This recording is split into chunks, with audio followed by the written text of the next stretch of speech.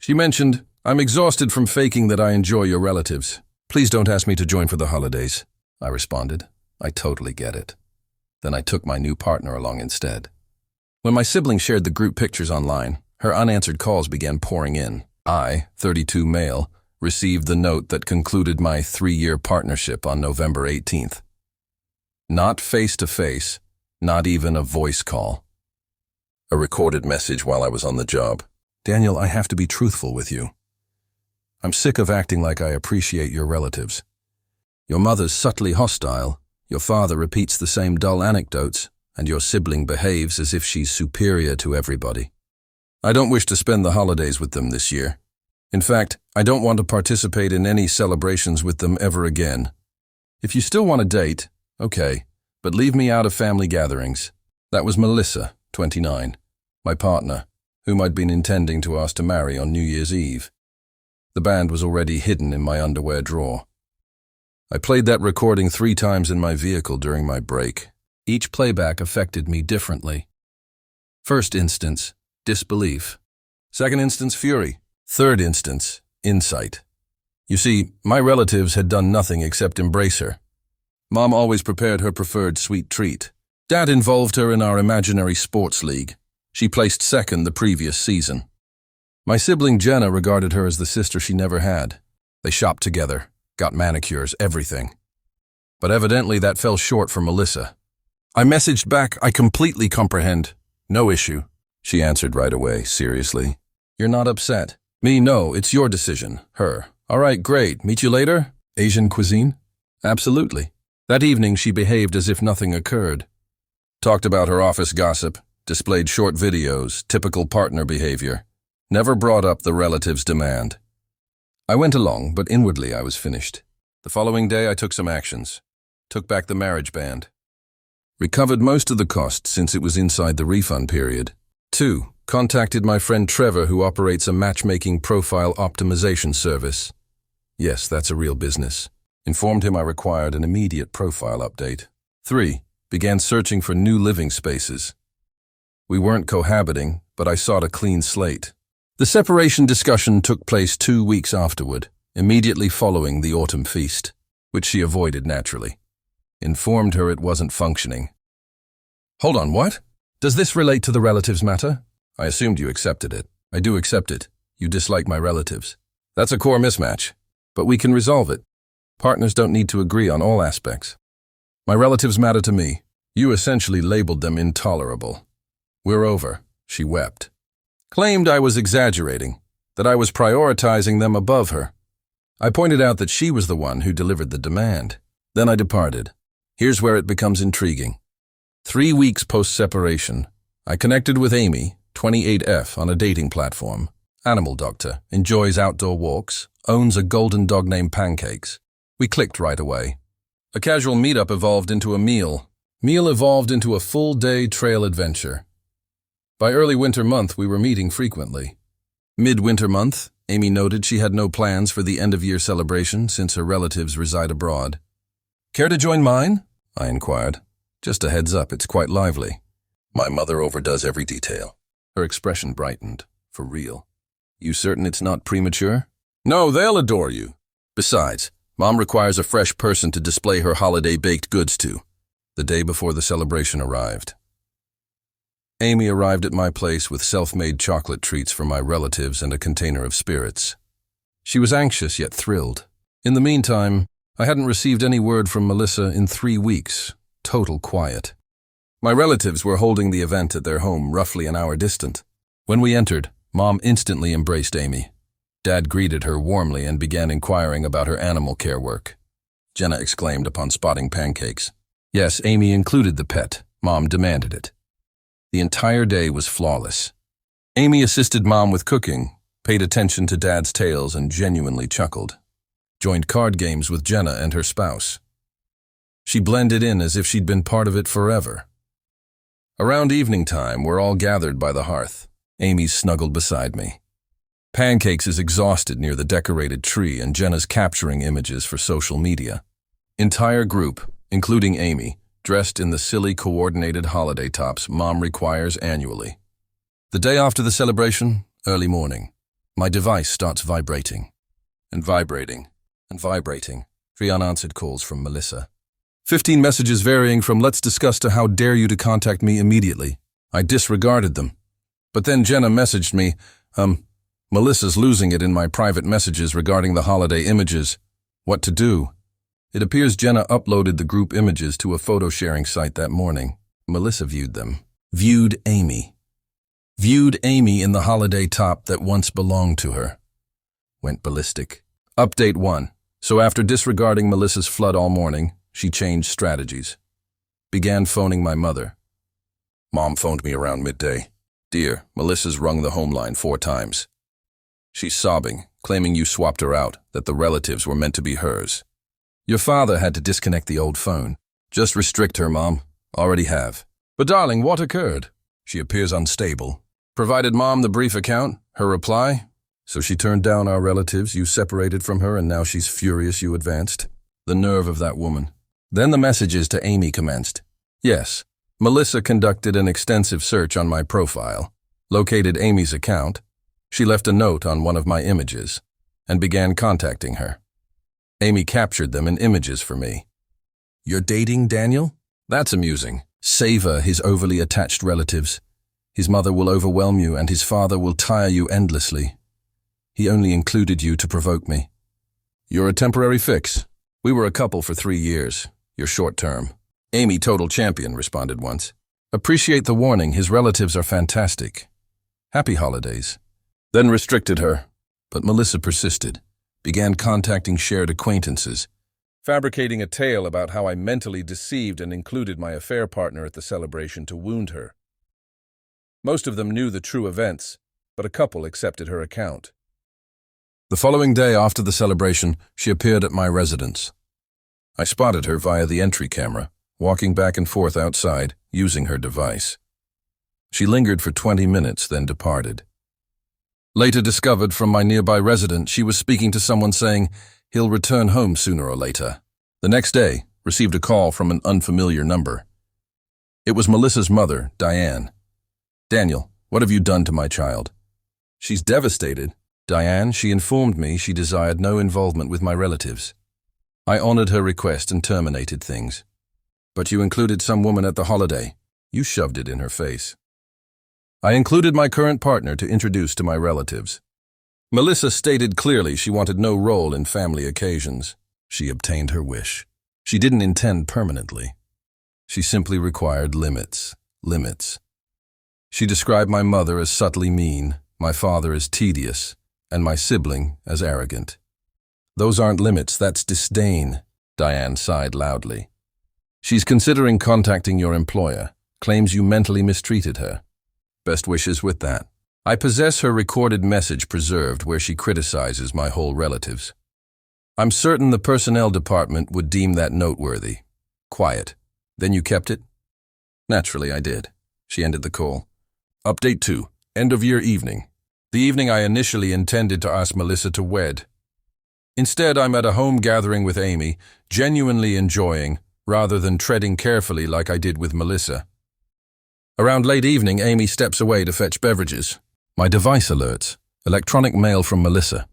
Topic, you must review this. It's extensive, easily 3,000 terms.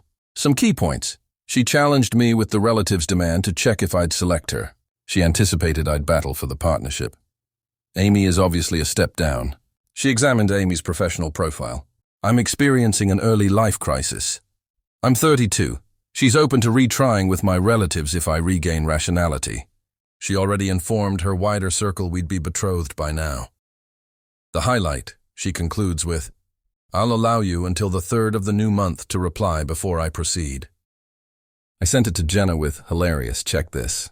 Jenna answered, "The fantasy." Also, she left a remark on my celebration post labeling me a treacherous sorceress, so I flagged her for bothering. Early new month, returning to job. My colleague Keith approaches me discreetly.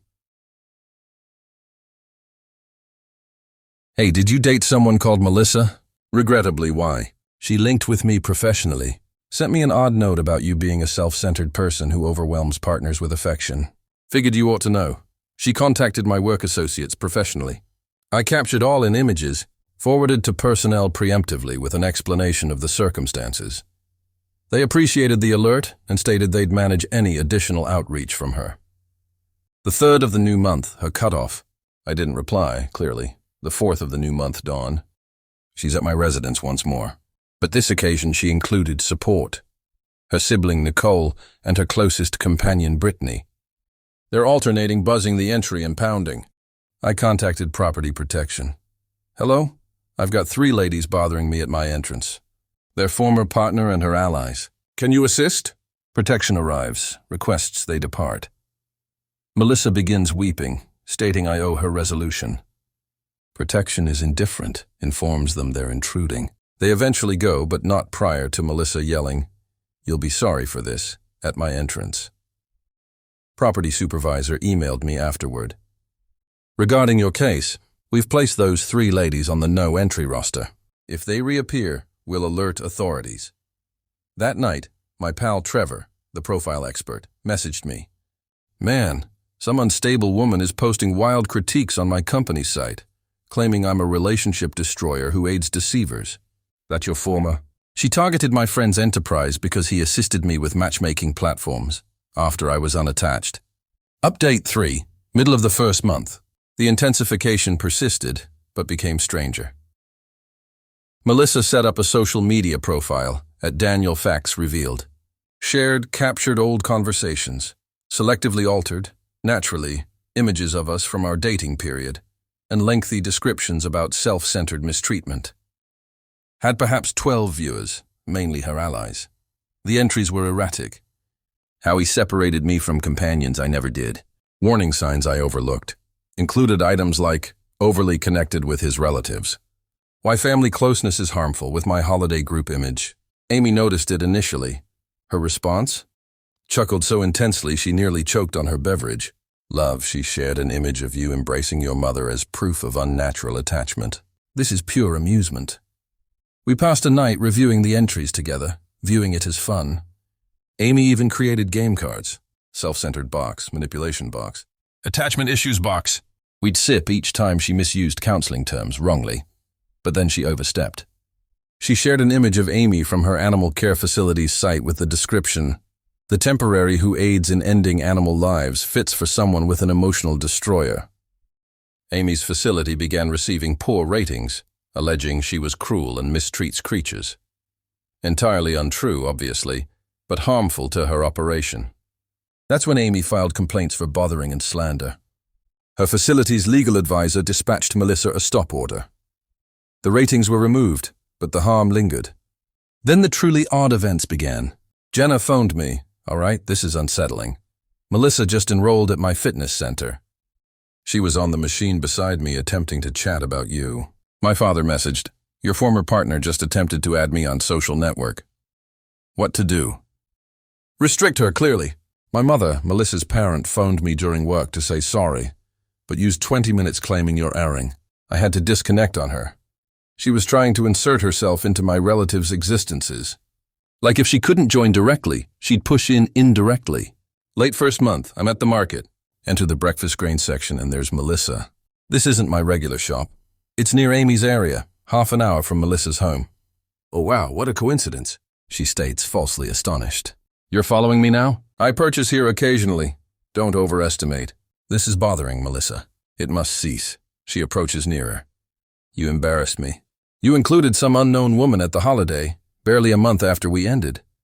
We ended because you dismissed my relatives. You selected. I wanted you to strive for me, to pick me. I did pick. I picked not to stay with someone who clearly scorns those I cherish. They're merely your relatives. I was set to be your spouse. Grateful that avoided happening.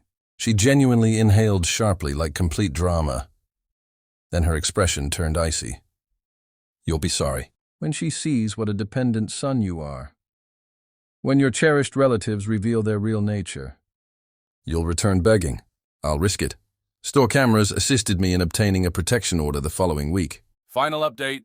It's been half a year since the holiday. Here's the outcome for all. The protection order halted most of Melissa's immediate bothering. She breached it once in the 2nd month, appeared at my mother's reading group, was detained, passed a night in custody. That finally penetrated. Her social media attack profile was removed after numerous complaints. She created another, but it survived only a week before removal too. The professional messages to my associates failed dramatically. Turns out one new Melissa's supervisor, information returned that she was using work time bothering her ex's work links. She was placed on improvement monitoring. Last heard, she'd resigned before dismissal. Her mother Diane contacted once more in the 3rd month, requesting I withdraw the order because it impacted Melissa's career options. I courteously refused. She labeled me cruel. I accepted that. The shared acquaintances who sided with her at first began contacting with regrets around the 4th month. Evidently, Melissa's suffering story crumbled when she started seeing someone new and promptly began griping about his relatives too. Behavior identified. Now the positive aspects. Amy and I remain together. She's encountered my broader relatives at Spring Feast, endured Mom's celebration event, and even aided Dad in reconstructing his platform. She forwards my mother humorous animal care jokes. They message more than we do. Jenna and Amy turned into real companions. They have a regular meal outing that I'm deliberately excluded from. I'm certain they discuss me, but scared to inquire. Surprise development. My mother encountered Diane at the shopping center in the 5th month. Diane said sorry for all. Apparently, Melissa was now seeing some man named Brad and had issued his relatives a demand about their harmful optimism after 2 months together. Diane at last understood the issue, wasn't my relatives. The greatest part? Amy and I were reviewing past images last week, and she located one from the holiday, the one where she's in the coordinated top, chuckling at one of Dad's anecdotes. You know, she remarked, I'm truly thankful your former revealed her true self before you asked her to wed. I accessed my device and displayed her the captured image of Melissa's initial recorded message. The one where she labeled my relatives intolerable. Want to hear something amusing? I stated. This message was the greatest event for me. Amy reviewed it, shook her head. Her mistake. Your relatives are wonderful. Eccentric, but wonderful. Yes, they are. Plus, she smiled. Your mother already informed me she's crafting me my personal holiday top for this year. I'm formally included. That's the aspect of demands. When someone forces you to select between them and those who've cared for you always, they're showing exactly their character. Melissa believed she was assessing my devotion to her. Instead, she exposed her scorn for those I value. She wanted me to strive for her? No. I conserved my effort for someone who didn't require persuasion to appreciate my relatives. Someone who viewed their oddities as benefits, not flaws. Melissa's likely somewhere informing Brad's relatives why they're troublesome. Meanwhile, I'm organizing a nature outing with Amy, my parents, and Jenna's group for the 8th month. Amy's already purchased coordinated walking attire for all. My mother shed joyful tears upon seeing them. Turns out the finest retaliation isn't a complex scheme. It's simply existing your days with individuals who value what you offer instead of requiring you to give it up for them. Oh, and Melissa? If you're viewing this, and given your habits, you likely are. Brad's mother contacted my mother last week. Something about seeking tips on handling a challenging partner. Tight circle, huh? Best wishes with that.